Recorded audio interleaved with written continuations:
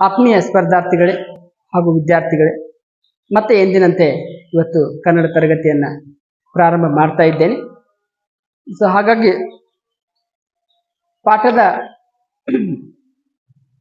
ಕಡೆ ಹೋಗೋಕ್ಕಿಂತ ಮುಂಚೆ ನಾವು ಮತ್ತೆ ಇವತ್ತು ಒಂದು ಪ್ರಸಿದ್ಧ ಸಾಲನ್ನು ಹೇಳಿ ಪಾಠಕ್ಕೆ ಬರ್ತಾ ಇದ್ದೇನೆ. ಆ ಪ್ರಸಿದ್ಧ ಸಾಲು ಯಾವುದು ಅಂತ ಕೇಳಿದ್ರೆ, ಕುವೆಂಪು ಅವರು ಬಹಳ ಚೆನ್ನಾಗಿ ಈ ಹಾಡನ್ನು ಬರೀತಾರೆ. ಆ ಹಾಡು ಯಾವುದು ಅಂತ ಕೇಳಿದ್ರೆ ಅದನ್ನ ಹಾಡಿನ ಮೂಲಕ ನಾನು ಹೇಳುವಂತ ಪ್ರಯತ್ನ ಮಾಡ್ತೀನಿ. ಹಾಗಾಗಿ ದಯವಿಟ್ಟು ಇದನ್ನ ಕೇಳಿ ನಂತರ ಪಾಠಕ ಬರ್ರಿ ಅಂತ ಹೇಳ್ತಾ, ತನುವು ನಿನ್ನದು ಮನವು ನಿನ್ನದು ಎನ್ನ ಜೀವನ ಧನವು ನಿನ್ನದು. ತನುವು ನಿನ್ನದು ಮನವು ನಿನ್ನದು ಎನ್ನ ಜೀವನ ಧನವು ನಿನ್ನದು. ನಾನು ನಿನ್ನವನೆಂಬ ಹೆಮ್ಮೆಯ ಋಣವು ಮಾತ್ರವೇ ನನ್ನದು. ಋಣವೇ ಮಾತ್ರವೇ ನನ್ನದು. ತನುವು ನಿನ್ನದು ಮನವು ನಿನ್ನದು. ನೀನು ಹೊಳೆದರೆ ನಾನು ಹೊಳೆವೆನು, ನೀನು ಬೆಳೆದರೆ ನಾನು ಬೆಳೆವೆನು. ನೀನು ಹೊಳೆದರೆ ನಾನು ಹೊಳೆವೆನು, ನೀನು ಬೆಳೆದರೆ ನಾನು ಬೆಳೆವೆನು. ನನ್ನ ಹರಣದ ಹರಣ ನೀನು, ನನ್ನ ಮರಣದ ಮರಣವು ಎನ್ನ ಮರಣದ ಮರಣವು. ತನುವು ನಿನ್ನದು ಮನವು ನಿನ್ನದು ಎನ್ನ ಜೀವನ ಧನವು ನಿನ್ನದು. ನಾನು ನಿನ್ನವನೆಂಬ ಹೆಮ್ಮೆಯ ಋಣವೇ ಮಾತ್ರವೇ ನನ್ನದು. ಋಣವೇ ಮಾತ್ರವೇ ನನ್ನದು. ನನ್ನ ಮನದಲ್ಲಿ ನೀನೇ ಯುಕ್ತಿ, ನನ್ನ ಹೃದಯದಿ ನೀನೇ ಭಕ್ತಿ. ನನ್ನ ಮನದಲ್ಲಿ ನೀನೇ ಯುಕ್ತಿಯು, ನನ್ನ ಹೃದಯದಿ ನೀನೇ ಭಕ್ತಿಯು. ನೀನೇ ಮಾಯ ಮೋಹ ಶಕ್ತಿಯು, ನನ್ನ ಜೀವನ ಮುಕ್ತಿಯು. ನನ್ನ ಜೀವನ ಮುಕ್ತಿಯು. ತನುವು ನಿನ್ನದು ಮನವು ನಿನ್ನದು ಎನ್ನ ಜೀವನ ಧನವು ನಿನ್ನದು. ನಾನು ನಿನ್ನವನೆಂಬ ಹೆಮ್ಮೆಯ ಋಣವೇ ಮಾತ್ರವೇ ನನ್ನದು. ಋಣವೇ ಮಾತ್ರವೇ ನನ್ನದು. ಋಣವೇ ಮಾತ್ರವೇ ನನ್ನದು. ಋಣವೇ ಮಾತ್ರವೇ ನನ್ನದು. ಧನ್ಯವಾದಗಳು. ಈಗ ಮತ್ತೆ ಎಂದಿನಂತೆ ನಾವು ಪಾಠಕ್ಕೆ ಬರ್ತಾ ಇದ್ದೀವಿ.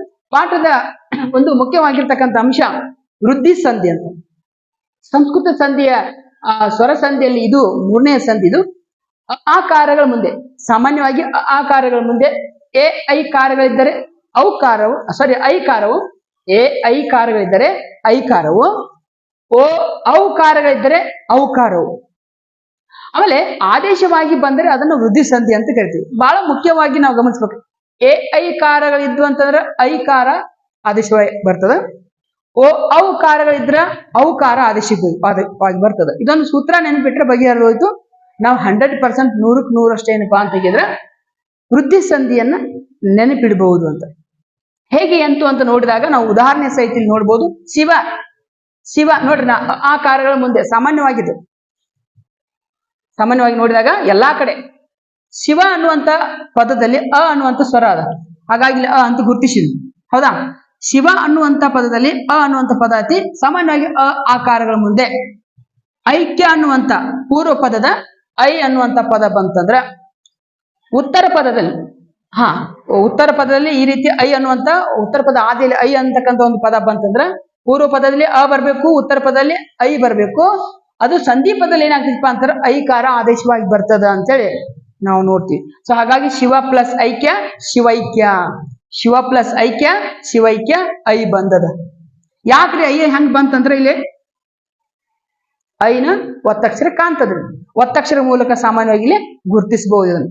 ಆಮೇಲೆ ದಿವ್ಯ ಪ್ಲಸ್ ಔಷಧ, ದಿವ್ಯ ಔಷಧ ಗೊತ್ತಾಗ್ತೈತಿ ನಿಮ್ಗೆ. ದಿವ್ಯ ಒಳಗ ಅದ, ಹೌದಾ? ಆಮೇಲೆ ಔಷಧ ಅವು ಬಂದತಿ ಇಲ್ಲಿ, ಉತ್ತರ ಪದದ ಆದಿಯಲ್ಲಿ ಅವು ಬಂದದ. ಸೊ ಹಾಗಾಗಿ ದಿವ್ಯ ಔಷಧ ನೋಡ್ರಿ, ಅವ್ವ ಬಂದ ಆದೇಶವಾಗಿ ಬಂದದ, ಹೌದಾ? ಅದೇ ರೀತಿ ಲೋಕ ಪ್ಲಸ್ ಏಕವೀರ, ಲೋಕ ಪ್ಲಸ್ ಏಕವೀರ, ಲೋಕೈಕ ವೀರ ಅಂತ. ಲೋಕೈಕ ವೀರ ನಾನು ನಿಮಗೆ ಆಗ ಒಂದು ಮಾತು ಹೇಳಿ, ಏನಪ್ಪಾ ಅಂದ್ರ ಪೂರ್ವ ಪದದಲ್ಲಿ ಅ ಬರಬೇಕು, ಉತ್ತರ ಪದದಲ್ಲಿ ಎ ಬರಬೇಕು, ಹೌದಾ? ಇಲ್ಲಿ ಎ ಬಂದೈತಿ, ಎ ಬರ್ಬೇಕು. ಅದೇನಾಗ್ತೈತಿಪ್ಪ ಅಂದ್ರ ಐಕಾರ ಆಗ್ತದ. ಎ ಬರ್ಲಿ ಐ ಬರ್ಲಿ ಐಯ ಆಗ್ತೈತಿ, ಹೌದಾ? ಎ ಬರ್ಲಿ ಐ ಬರ್ಲಿ ಐಯ ಆಗ್ತೈತಿ. ಹಂಗ ಎ ಬರ್ಲಿ ಅಥವಾ ಅವು ಬರ್ಲಿ, ಎ ಬರ್ಲಿ ಅವು ಬರ್ಲಿ, ಎ ಬರ್ಲಿ ಮತ್ತು ಇನ್ನೊಂದೇನಪ್ಪಾ ಅಂದ್ರ ಐ ಬರ್ಲಿ, ಐ ಅಂತ ಈ ಐ ಬರ್ಲಿ. ಸೊ ಅದ್ ಏನಾಗ್ತೈತಿ ಅಂದ್ರೆ ಅಯ್ಯ ಆಗ್ತೈತಿ. ಅದು ಏನಾರು ಬರ್ಲಿ ಬೇಕಾದ್ರೆ ಅಯ್ಯರ್ ಬರ್ಲಿ ಅಯ್ಯ ಬರ್ದು. ಸೊ ಈ ರೀತಿ ನಾವಿಲ್ಲಿ ಸೂತ್ರವನ್ನು ನೆನಪಿಡಬೇಕಾದ ಅಗತ್ಯತೆ ಕಂಡು ಬರ್ತದೆ. ಅದೇ ರೀತಿ ವನ ಪ್ಲಸ್ ಔಷಧ, ಔಷಧಿ ಅಂತ ಬರ್ಬೋದು, ಔಷಧ ಅಂತ ಬರ್ಬೋದು, ಔಷಧಿ ಅಂತ ಬರ್ಬೋದು. ಸೊ ಹಾಗಾಗಿ ವನೌಷಧಿ ಅವು ಬಂದದ್ದು, ಹೌದಾ? ಓ ಬಂದಲ್ಲಿ ಏನಾಗ್ಬೇಕಪ್ಪ ಅಂದ್ರ ಅವು ಬರುತ್ತೆ, ಓ ಬಂದಲ್ಲಿ ಏನ್ ಬರ್ತಪ್ಪ ಅಂದ್ರ ಅವು ಬರುತ್ತೆ, ಅವು ಬಂದ್ರು ಅವ ಬರ್ತೈತಿ, ಓ ಬಂದ್ರು ಅವ ಬರ್ತೈತಿ.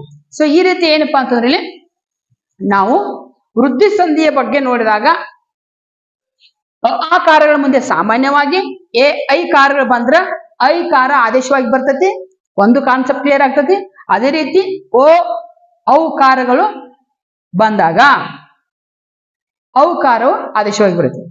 ಎ ಐ ಬಂದ್ರ ಅಯ್ಯ ಬರ್ತೈತಿ, ಓ ಅವು ಬಂದ್ರ ಅವ ಬರ್ತೈತಿ. ಸೊ ಇಷ್ಟು ಸೂತ್ರ ನೆನಪಿಟ್ರೆ ಬಗೆಹರಿಯೋದು, ಯಾವುದೇ ರೀತಿ ನಮಗ ಗೊಂದಲ ಆಗುವುದಿಲ್ಲ ಅಂತಕ್ಕಂಥ ಮಾತನ್ನ ಇಲ್ಲಿ ನಾವು ನೋಡ್ಬೋದು. ಓಕೆ, ಸೊ ನೆಕ್ಸ್ಟ್ ಇನ್ನೊಂದು ಏನಪ್ಪಾ ಅಂತಂದ್ರೆ ಈ ಸಂಧಿ ನಿಮಗ ಅರ್ಥ ಆಗಿದೆ ಅಂತ ಭಾವಿಸ್ತೀನಿ. ಏನಾದ್ರೂ ನಿಮಗೆ ಕೊಂಚ ಉಳಿದಿದ್ರೆ ನಮ್ಮ ಕಮೆಂಟ್ ಬಾಕ್ಸ್ ನಲ್ಲಿ ನೀವು ಹಾಕ್ರಿ, ನಾನು ಅದನ್ನ ಪರಿಹರಿಸುವಂತ ಕೆಲಸ ಮಾಡ್ತೀನಿ. ಇನ್ನು ಎನ್ ಸಂಧಿ ಅಂತ ಇನ್ನೊಂದೇನ್ ಹೇಳ್ರಿ, ಎನ್ ಸಂಧಿ. ಎನ್ ಸಂಧಿ ಕನ್ನಡದ ಕೊನೆಯ ಸಂಸ್ಕೃತದ ಕೊನೆಯ ಸ್ವರ ಸಂಧಿ ಇದು.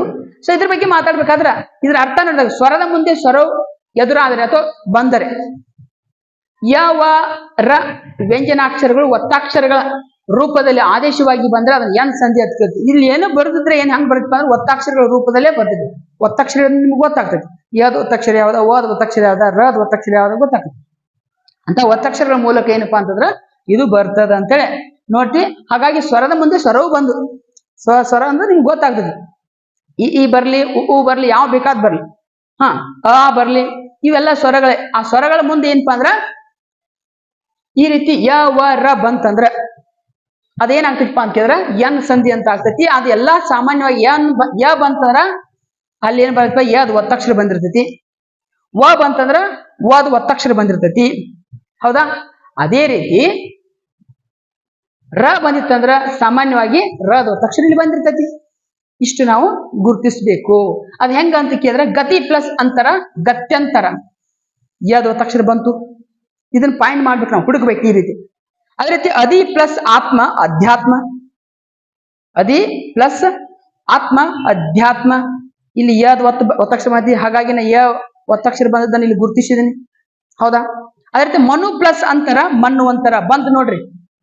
ನಾ ಹೇಳಿದ್ದೆ ನಿಮಗೆ ಈ ಅಥವಾ ಉ ಕಾರಗಳ ಮುಂದೆ ಯಕಾರ ಬಂತು, ಉ ಕಾರ ಅಥವಾ ಈ ಕಾರಗಳ ಮುಂದೆ ಒಕಾರ ನೋಡ್ರಿ. ಇಲ್ಲಿ ಗಮನಿಸತ್ತೀರಿ ನೀವೆಲ್ಲ, ಮನು ಉ ಬಂದತಿಲ್ಲ ಅಲ್ಲ, ಹಾಗಾಗಿ ಅಂತರ ಅಂತ ನೋಡಿದಾಗ ಮನ್ವಂತರ ವ ಒತ್ತಕ್ಷರ ಆದೇಶವಾಗಿ ಬಂದಿದ್ದನ್ನ ನಾವು ನೋಡ್ತೀವಿ.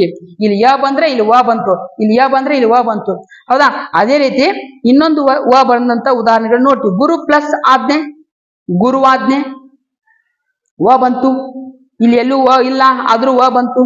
ಗುರು ಪ್ಲಸ್ ಆಜ್ಞೆ, ಗುರುವಾಜ್ಞೆ ಬಂತು, ವ ಒತ್ತಕ್ಷರ ಆಗಿ ಬಂತು.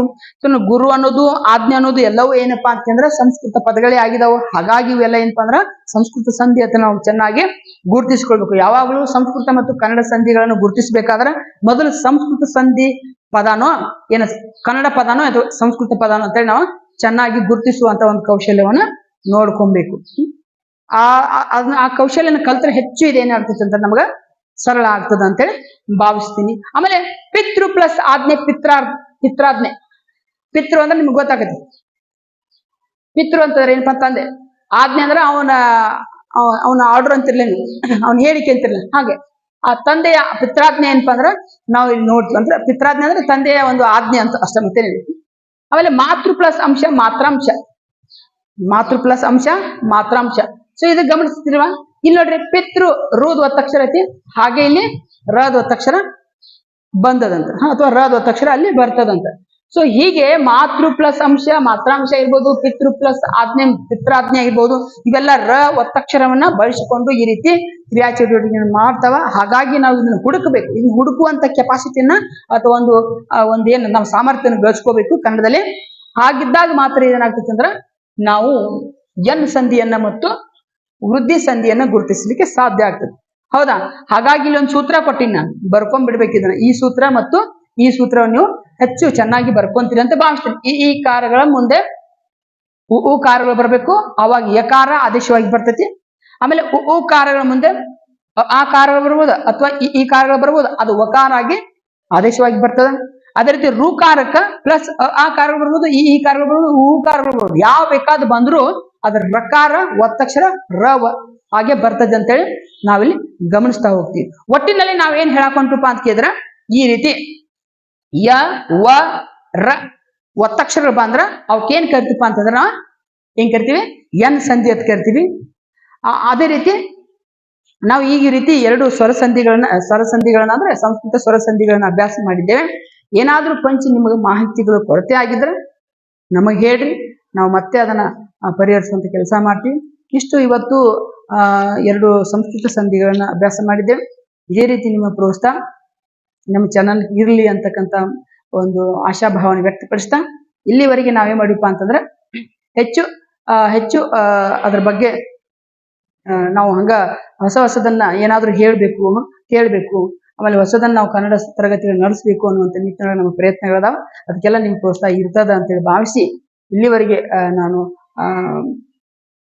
ಸಂಧಿಗಳನ್ನು ಹೇಳಿದ್ದೇನೆ. ಹಾಗಾಗಿ ಎಲ್ಲರಿಗೂ ನಮಸ್ಕಾರ, ಶುಭ ಸಂಜೆ.